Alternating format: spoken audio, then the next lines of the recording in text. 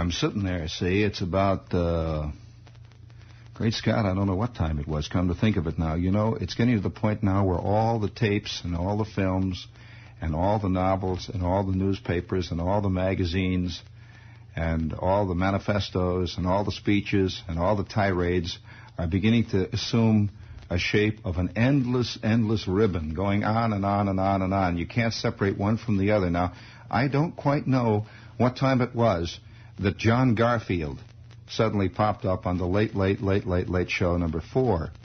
Now, the thing about Garfield, you never know when the truth is going to come out and hit you in the face like a dish rag. And you just never know. You think you're going to get it in the editorial columns. And you know what you get in the editorial column. Somebody's being bugged by the post office inefficiency, or somebody saying they ought to mow Vietnam entirely with a great big lawnmower and just get rid of those jungles and the people and start all over and start a golf course or something. And the thing is that the truth suddenly came out. See, I'm sitting there watching, and John Garfield shows up on the screen.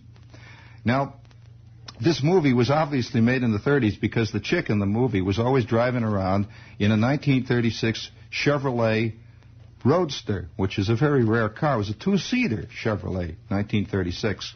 Very interesting machine. And she's driving around in the mud.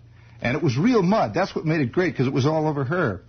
And that was the 30s, you see, where they it was just, life was out. Then you took pictures of it. It wasn't very different. You didn't package it.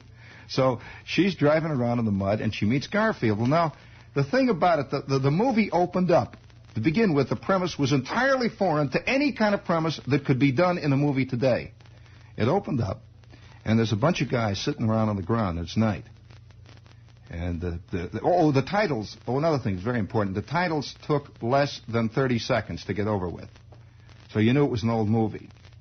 I know some titles now that have lapped themselves all the way over into the third reel. Just keeps going on and on and on. In fact, I'm really looking for the day when there's going to be a movie that's nothing but titles. And there's going to be all these cameos of the stars. And now Ingrid Bergman. And now she comes in. Everybody cheers.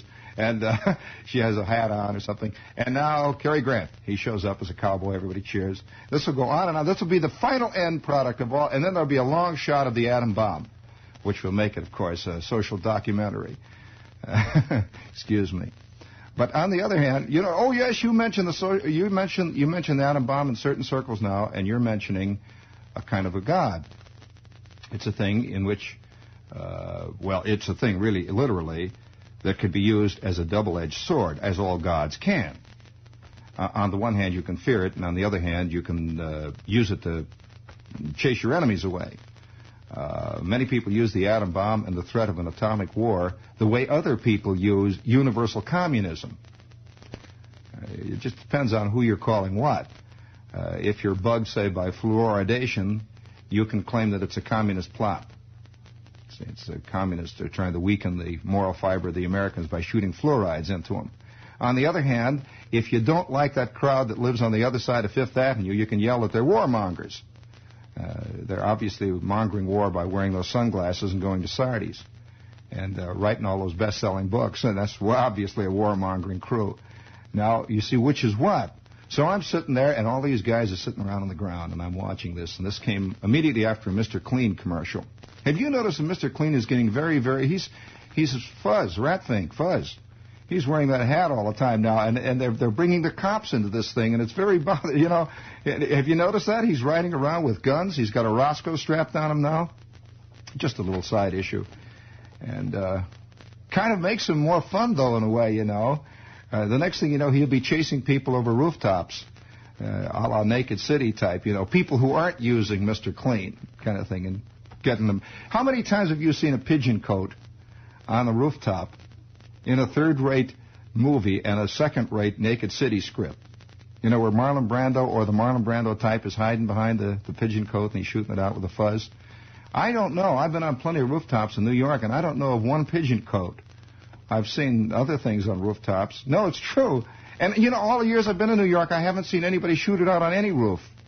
I've seen a little crap shooting on the roofs, but I've never seen any shooting it out on the roofs or even running down streets with guns drawn. But that's beside the point. I'm watching this scene, and these guys are all sitting around on the ground. And it could be the opening of a very serious Camera 3 type television show, where the next thing you know, guys start talking like Hemingway, something like that. But it isn't. These guys are just sitting around on the ground, and they got a little fire going there, and they're all sitting, and they're hollering, "Oh, yeah, knock it off," stuff like that. And you see in the middle of them all is John Garfield with his hat all scrunched up and all the rest of them. And somebody says to Garfield, "Where you from, Mac?" And he looks at him. He says, "I didn't ask you where you's from." The guy says, "Yeah, that's right." There's a momentary pause, and somebody, third from the left, says, "Mac, somebody's going to knock that chip off your shoulder one day. You got a chip on your shoulder. There's all kinds of guys like you around." And Garfield looks at him and says, "You want to try it?" He says, "No." Well, that's very different. That wouldn't be done in today's movies. The guy would try it. He says, "No," which is very close to life. He says, "No." There's another pause. He says, "But someday somebody's going to knock that chip off your shoulder, and it's going to knock your ears off, too." Garfield goes, Well, you figure out, right away you're in a Hemingway script, and these guys are very hard, serious, sensitive people. But it turns out they're just guys sitting around the ground. It turns out what they're doing is waiting for a job.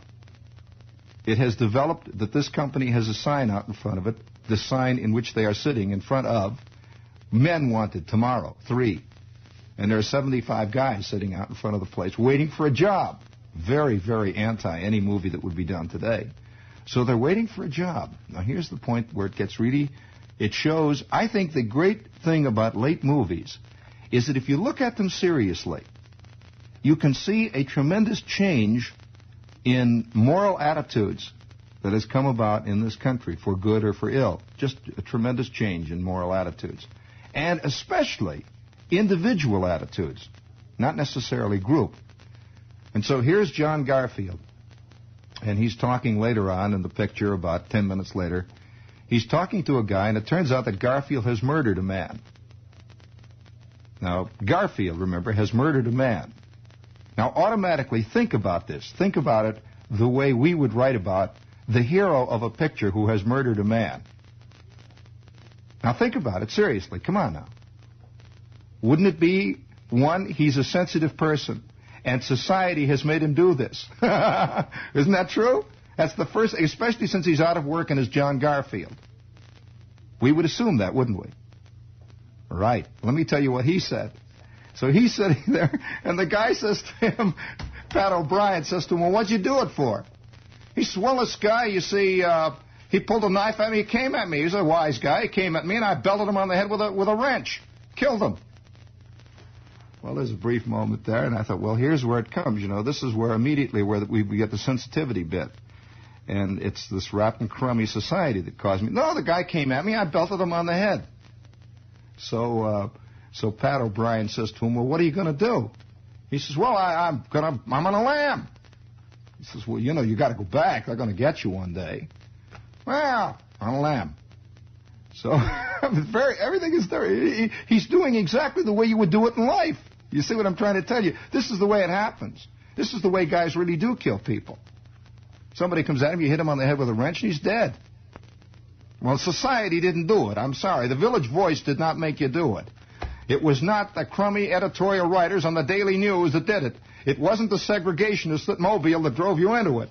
You hit him on the head because he was coming at you with a knife. And so he's on the lam. Well, later on, and this is where we began to get really ripe with reality as opposed to what we would call reality today. So he's working in the oil fields, and he's still on the lam all the way through, you see. And finally, we know he's on the lam because the police, we see various shots of the police are checking all over. He's run away from Oklahoma. He's now down in Texas. And he's down there working away in the oil fields. And they keep bringing pictures of him to different oil fields looking for this guy. And finally, one day, it is obvious they're going to get him. So he decides to cut out. Well, a couple of minutes later, he's back at the oil field, which through a plot complication, which we will not go into, he has to come back. Well, of course, they put the finger on him. Here is the last scene in the movie. Now, we waited all the way through now till the end. They have got our hero. They've got him, the fuzz. And not once is the fuzz considered bad. Not once are they, how we'd like to have the rotten Southern sheriff. They hit him, "All right, knock it off, you bum. We know you're kind," and fooling with the evidence and doing the whole bit to put him in. No, they just say, "Sorry, son." And they put the B on him. In the last scene, get this is the end of the movie. And me, as a typical 1962 type, I cannot tell you how cheated I felt. Here's the last scene in the movie. A train is coming. It's moving down the tracks. And we see Garfield now, and they got the clampers on him. He is standing there with the handcuffs, and the sheriff is standing next to him. And they're waiting for the train to take him back to Oklahoma. So Pat O'Brien is his boss, and Pat O'Brien is standing next to another guy, and the guy says to O'Brien, well, what are they going to do? He says, I don't know. He says, he killed a guy. He's got to go back. They've got him. There's another different thing right there. He says, I don't know. In life, you don't know what's going to happen. He says, I don't know. He says, well, aren't they going to let him go? He says, well, I don't know. It's up to the court. He killed a guy, you know. He killed this guy. So there's a long pause, and there's a quick shot to John Garfield's face, and the chick says, I'm going to go with you, and I'm going to go where they're going to have the trial. And he says, well, you know, you really, nobody knows how it's going to be. She says, but did you do it? He says, yeah, I killed this guy. And they got the clampers on him. They get on the train, and the train goes... And on the screen comes a great big sign that says, The End.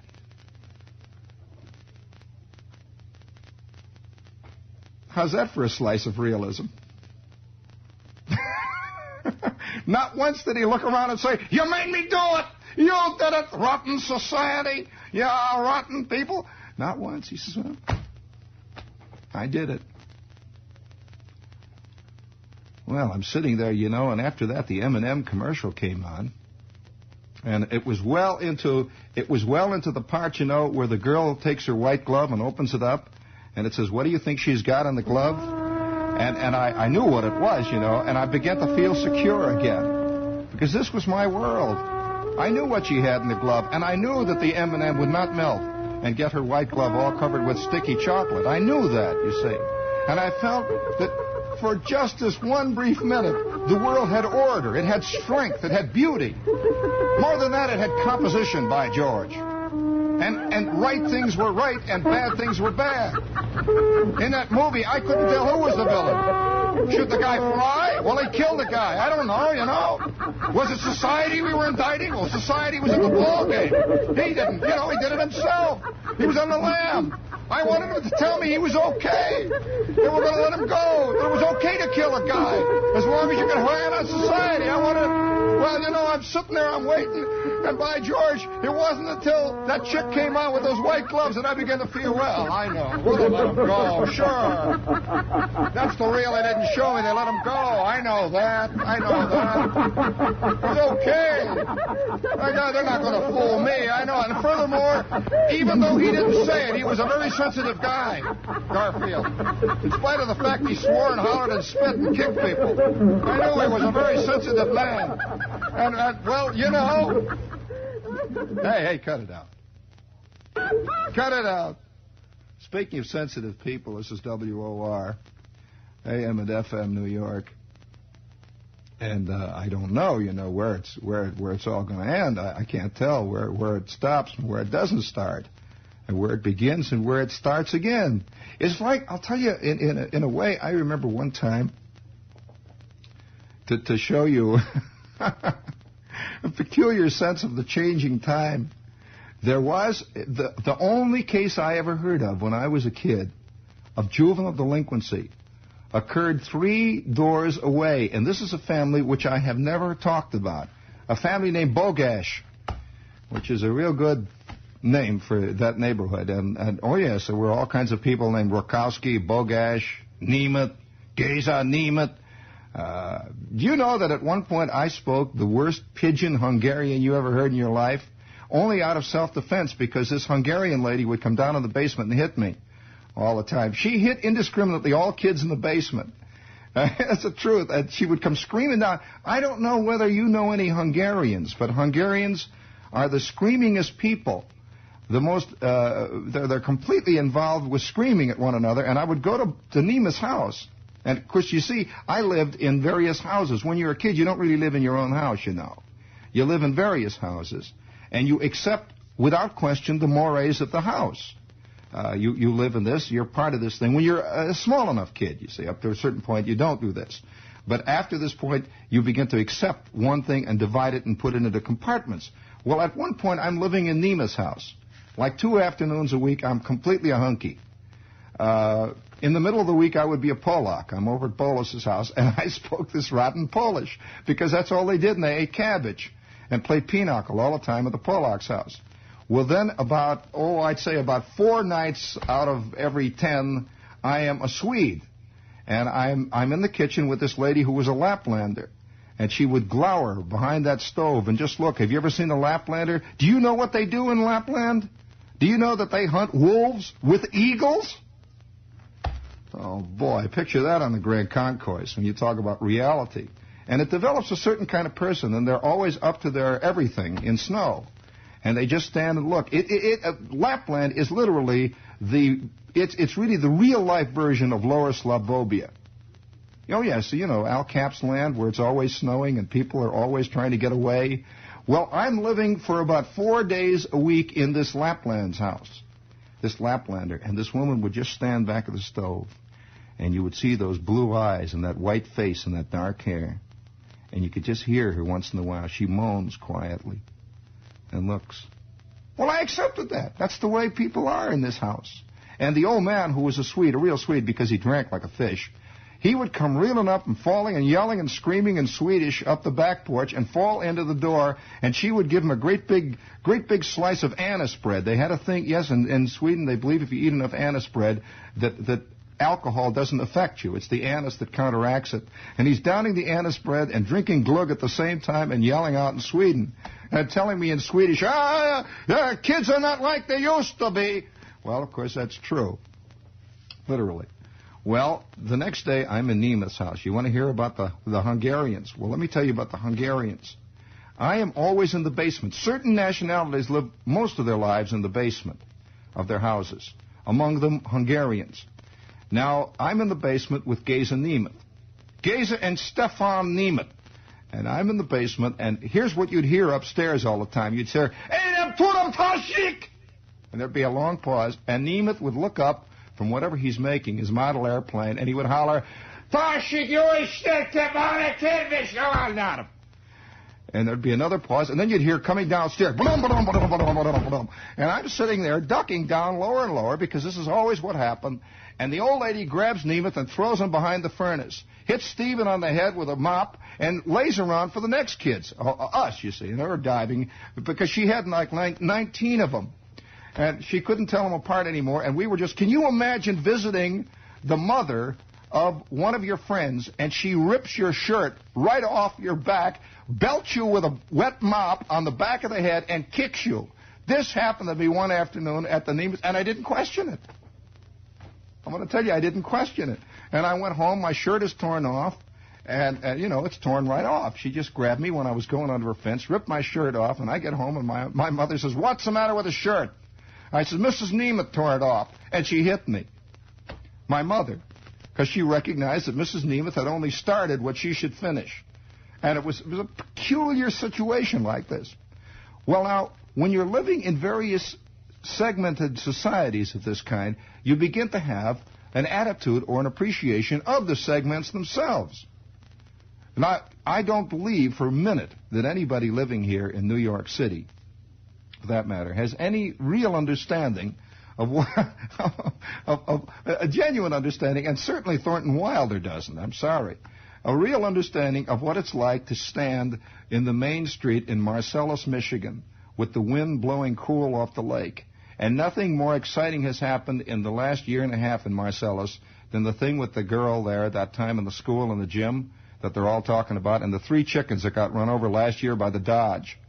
Well, now, I want to tell you about the one great moment of true juvenile delinquency and how it's changed now, There was this family named Bogash who lived 2 or 3 doors away. Now, this was one of those temporary families that move in and then they stay for a while, yell and scream and break a few windows and move out. That kind of family in the neighborhood. Well, Bogash moved in. And there were about 5 Bogashes, including a daughter named Irene Bogash. Well, Irene was roughly, I would say now, looking at it, I would say she was probably 15.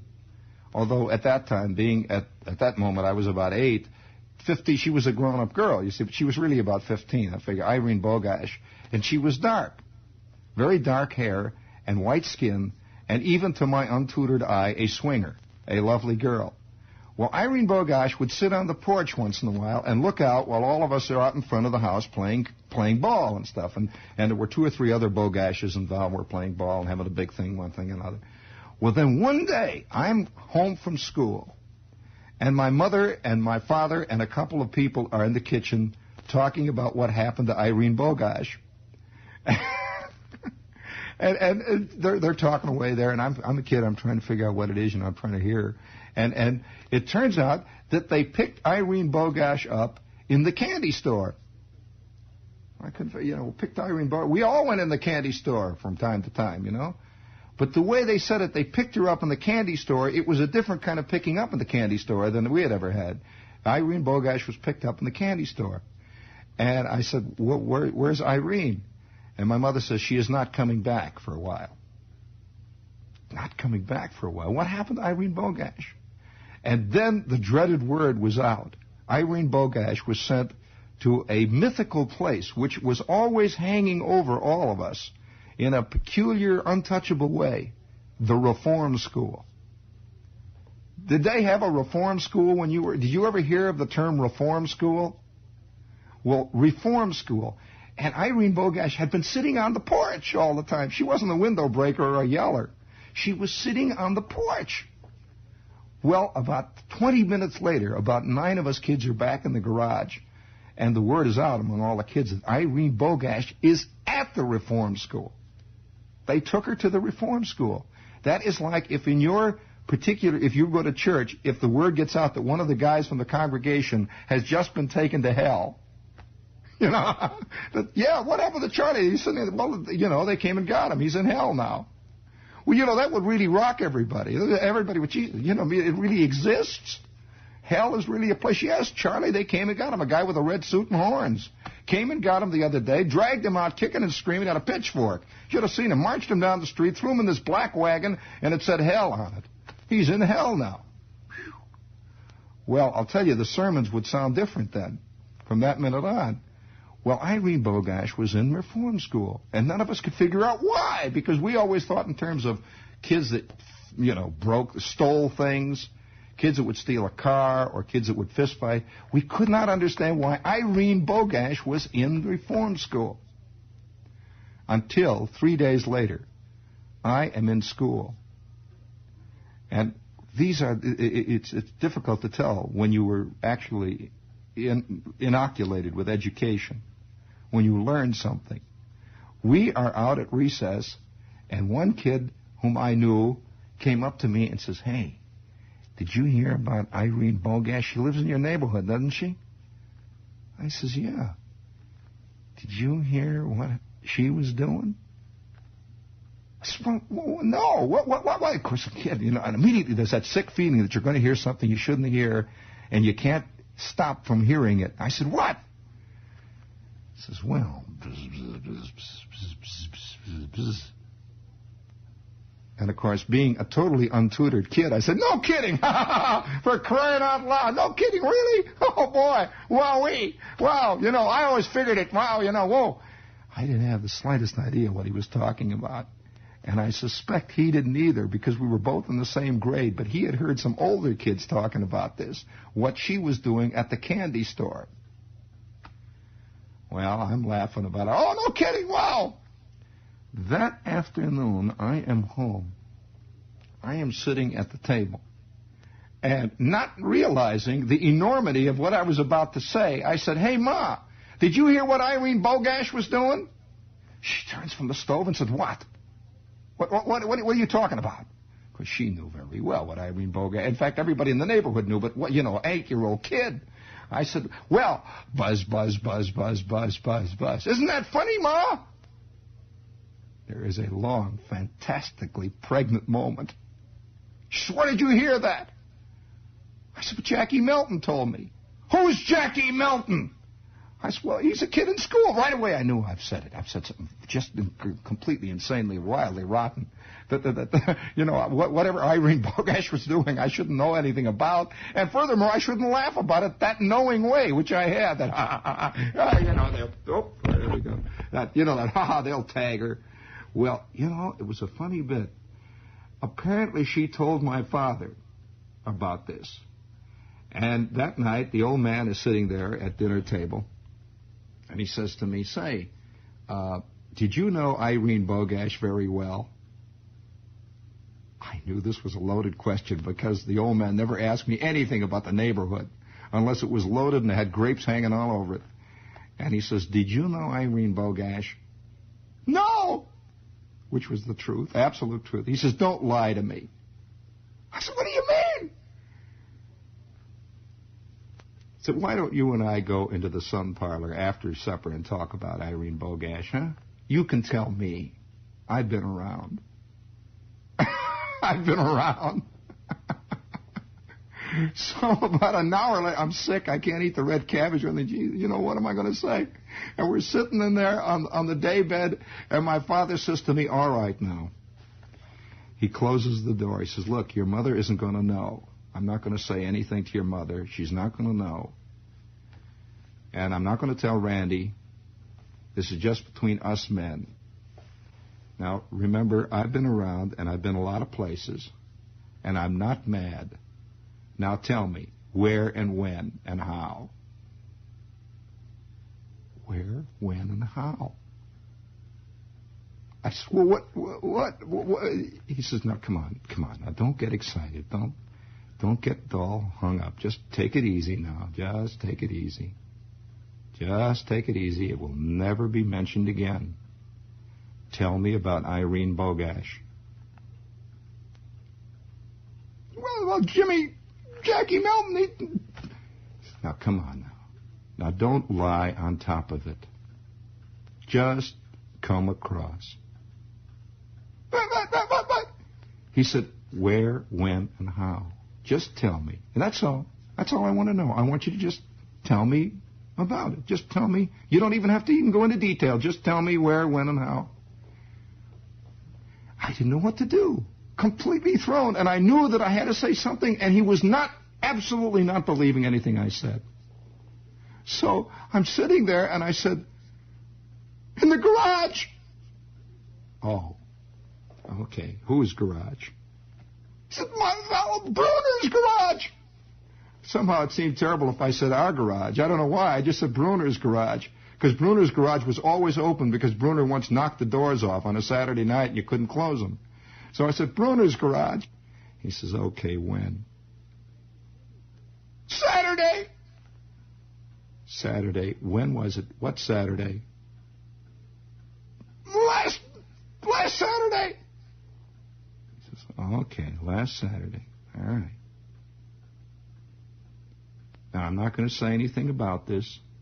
I'm not going to tell your mother, but I'm very glad you told me the truth. Yeah. He says, I'm very glad. And from now on, whenever you get into any kind of trouble like that, please come to me, will you? And please tell me the truth. Just come out right with it and just lay it on the line. And with that, the old man gets up, walks out of the front room, out of the front sun parlor, opens the door, goes into the kitchen, picks up his newspaper, and starts reading about what the White Sox done. And I walk into the living room. I don't know what the devil has happened. All I know is that I did the right thing by saying the garage on Saturday. And ever since that time, I've been just, every time I'm trapped, I holler Saturday in the garage. And everybody believes me, And it's made everything work out much better. Now, I don't know what Irene Bogash was doing, even to this day. What had happened in the garage on Saturday. If anybody wants to check on the story, Bruner's garage has still got no doors. And it all worked out.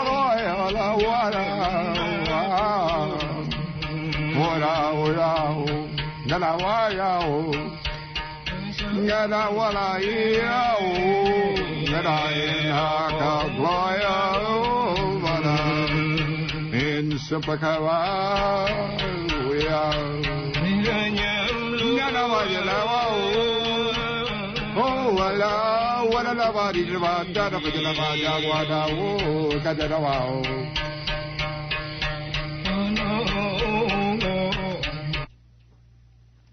Very good.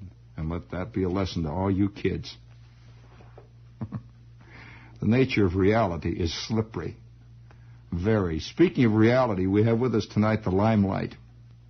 And if you haven't gone down there and made the scene, I would suggest you do so.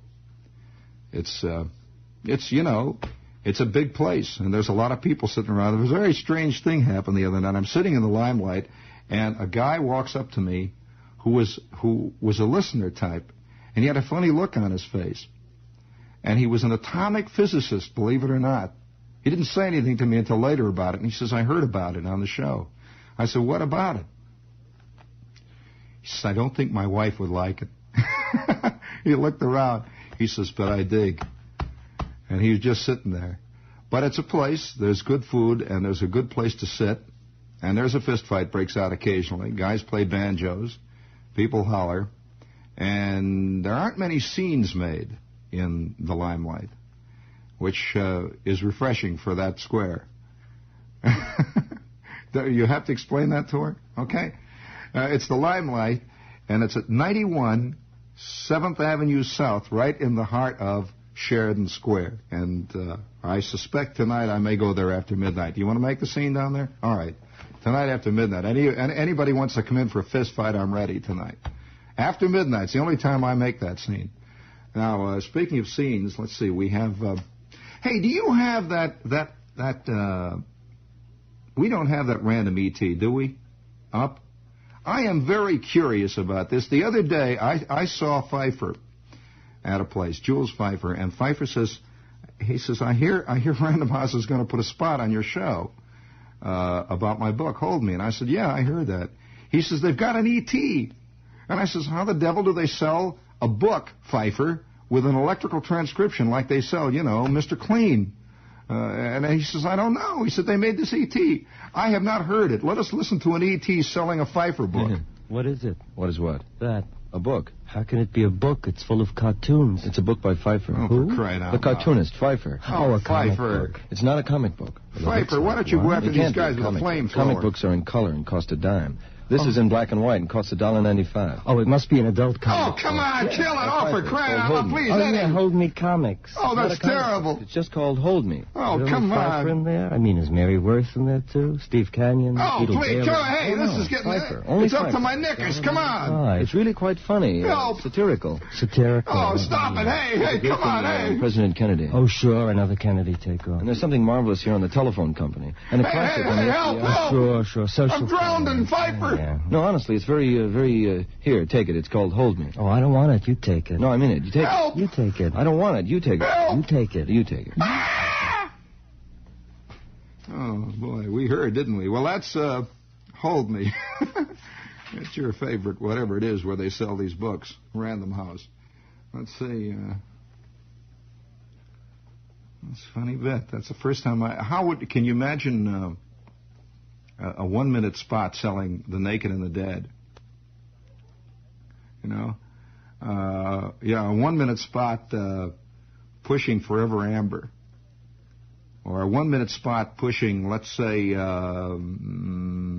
Kafka's The Trial. Really, think about that for a minute. Can you imagine a 1 minute spot laying it out about Thomas Mann's The Magic Mountain? And it opens up with Hans Castorp, you see. And Castorp is sitting on a park bench high in the Alps, and he's talking to this diabolical doctor who you suspect is the devil. And Castorp says, well, you see, I was coming up here, and I was visiting a friend of mine, who had tuberculosis. And I was sitting there with him, and we was talking about how terrible it is to have tuberculosis, when all of a sudden I feel I have inside of me a fever. Well, they take the test, and the next thing you know, I'm sitting here, I'm up in this mountain looking down all the time. Well, let me tell you, you are here for a purpose, far more and beyond any purpose to cure any small lesions which you have in the lungs. Would you like to talk today about good and evil? Yes, friends, this wonderful book, which explains all those various problems of good and evil, is called The Magic Mountain, written by that wonderful new German author, Thomas Mann. Ask for it at your favorite bookstore. Good and evil. Which shall win? Which side do you stand on? These and other fascinating problems are developed. Oh, yeah, cut it out there. We'll have no religion tonight at this hour. It scares people. And we also have with us, the Mandarin House. And they're a place where they sell all this Mandarin food. And I would suggest that you look up Mandarin. That is a great word to look up in the dictionary. It has very, very funny connotations, but the food is superb. And it's down on 13th Street between 6th and 7th in the village. And they have a little barzy there. And they have I just have to say this. It is a very embarrassing thing for me to have to admit, but they have the most insanely... I hope Emily Quote does not hear this, because while Emily is sitting at a table talking to me, I cannot help but allow all this to happen within me. Because, you see, after all, I am but merely human. Hence, I am made of the poor common clay that washes away in the springtime. I'm sitting there noticing that not only do they have Mandarin food, they have the most insanely wildly exotic waitresses I have ever seen in my life, right? You can't believe it. And nobody notices it there, which makes it even more spooky. You talk about the bunny clubs. Wow, speaking of bunny clubs, and I'm not going to go into Feiffer and the whole thing here now. Did you... I'm going to have to ask her for this one time. You know, it's a funny thing. I've been watching this growth of so-called gospel music for some time, and the pseudo-folk music for some time, too.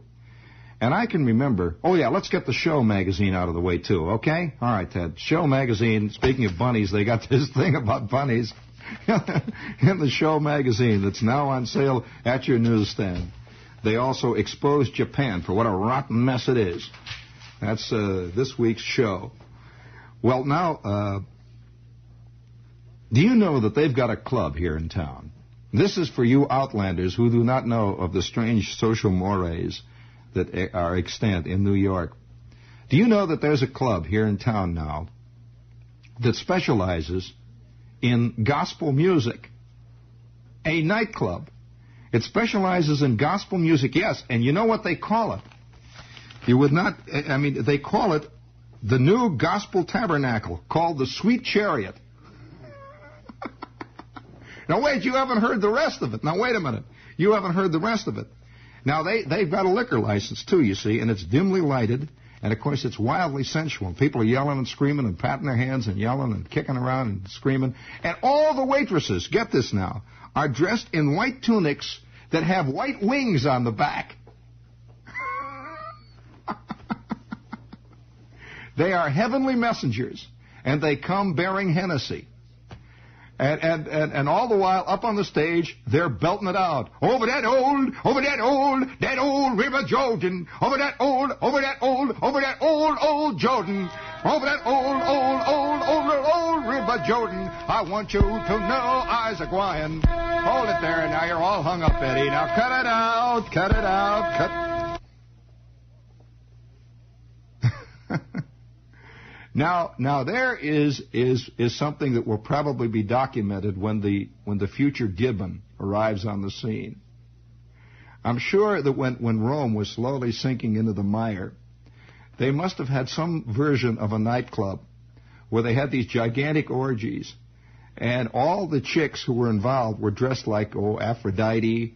There must have been some showing up on the scene dressed like Diana. Others were dressed like probably even, if I know anything about Rome, Apollo. There's a very good possibility that a few of the chicks showed up that way too. However, I think this extension of the bunny sequence is only logical, because the idea of a bunny, you see, a bunny is not a rabbit, you know. A bunny does not carry the connotations that rabbits carry. You're aware of that? You're not? You see, because if anybody ever referred to one of the girls as one of the rabbit waitresses, that's a very different connotation than bunny. Think about it for a minute. Oh, yes. Oh, yes, you see. It's all part of a very interesting twist that has come about that relates morality to age. If a guy is shown on a screen as a 52-year-old gunman and he guns down a lot of people, he's a rotten gangster. If he's a 21-year-old gunman and he shoots a lot of people down, he's a wonderful, misunderstood, sensitive victim of society. You see the difference there? You could imagine George Raft as being rotten. Tony Perkins is only sick and confused. And yet, all the while, their victims lie there bleeding. Blood is blood is blood is blood. Is blood is blood. It depends on whose grandmother is shot, I suppose, as to how you view morality. So, is a bunny as bad as a rabbit? Is a bunny a rabbit? Is a waitress who wears a pair of white wings on the back, is she Lolita? Is Lolita in the same boat, let us say, as... no, it gets. You see, you get into the circle there. It's like the maelstrom. It's the maelstrom. When does a hard-hitting, angry comic become a dirty old man? Interesting problem there. Fascinating. When does a hip become a bum? It's an interesting problem. Just a little problem that's all tied up. You know, there's a lot of things that are all tied up together here. You know then, for example, in almost every American movie, love is never possible between anybody over 25, or at least admittedly over 25, because it involves something other than that great momentary, wonderful, deeply sensitive passion of two souls for each and the other. I suspect that the next great movie about love will have as its basis the love of a 7-year-old for a 9-year-old. Oh, yes. Yeah. Totally asexual, completely antiseptic, but thoroughly passionate and beautiful.